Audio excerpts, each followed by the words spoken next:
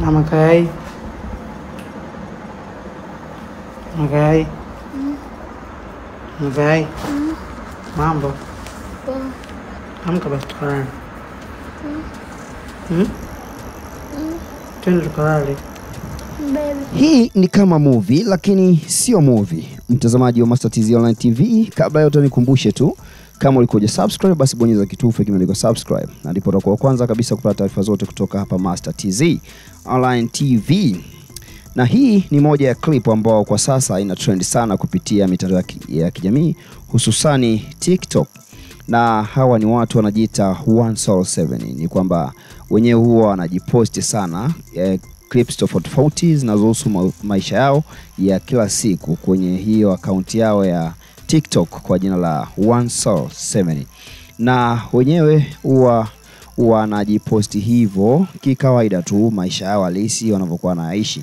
Lakini moja ya clip ambayo sasa imezua gumzo kupitia mitandao ya kijamii ni ambayo mwanadada huyo mke wake sasa na jamaa akiomba anunuliwe kiatu kwa sababu miguu yake imekaa kama chanuo. Basi hiyo ni kwamba imeamsha hisia za watu lakini na mioyo ya watu wengi. Inawezekana ikawa clip ambayo itabadilisha maisha yao hawa watu, kwa maana najua tu Tanzania level ni kwamba clips kama hizi zinaenda viral na kwenda viral zaidi.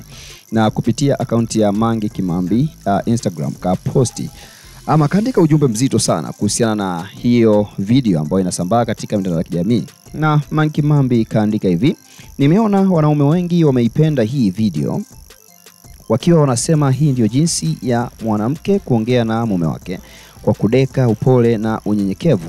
Lakini kabla ya kuendelea mtazamaji wetu, ngoja nikuachie video uiangalie ili sasa unaelewa moja kwa moja nini hasa tunamaanisha katika hii clip ambayo inasambaa katika mitandao ya kijamii.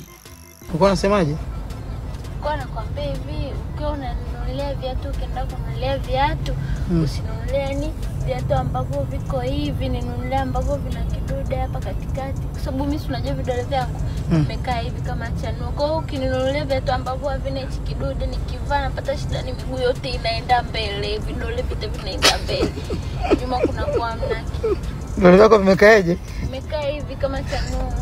Kwa nataka yenye kidude hapo katikati. Kwa sababu kwenye kidude hapa katikati sipati shida sana, mwangu kinilewa viatu kama hivi nateseka mwenzio, miguu nikivaa miguu yote inaenda mbele kabisa.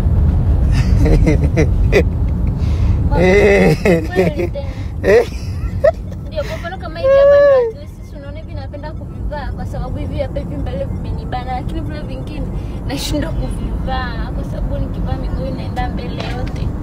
Haya. Sawa, vidole kama chanuo. Vidole vya baba. Sasa ngoja nikusomee nini kakiandika Mange Kimambi kupitia akaunti yake ya Instagram. Kaandika hivi: nimeona wanaume wengi wameipenda hii video wakiwa wanasema hii ndio jinsi ya mwanamke kuongea na mume wake, kwa kudeka, upole na unyenyekevu. Lakini akaendelea kusema, kaka zangu, hivi nimesikia vizuri hii video? Mmesikia vizuri hii video? Kauliza hapo hivi mmesikia kwamba huyu mtoto sijui msichana mpaka viatu ananunuliwa na mumewe? Huyu binti mume wake hata kama sio tajiri au hana pesa kivile, ila anahudumiwa kila kitu, kiasi kwamba binti hajui hata kwenda kujinunulia viatu. Kwa video hii tunamuona mume wake ni provider wa 100% kwa familia yake. Yani hata kama hana hela nyingi, ila kidume anajua kuhudumia mke. Na sasa hivi hakuna mwanamke duniani ambaye anahudumiwa hivi na mume wake na asiwe na kauli nzuri ya upole so sweet kama huyu binti. Yani hata mwanamke awe nunda vipi, akipata mwanaume wa kumnunulia mpaka sendo za kupeleka midole mbele kama chanio, anakuwa mpole mwenyewe, sauti inalegea kuwa mumewe kama hivi.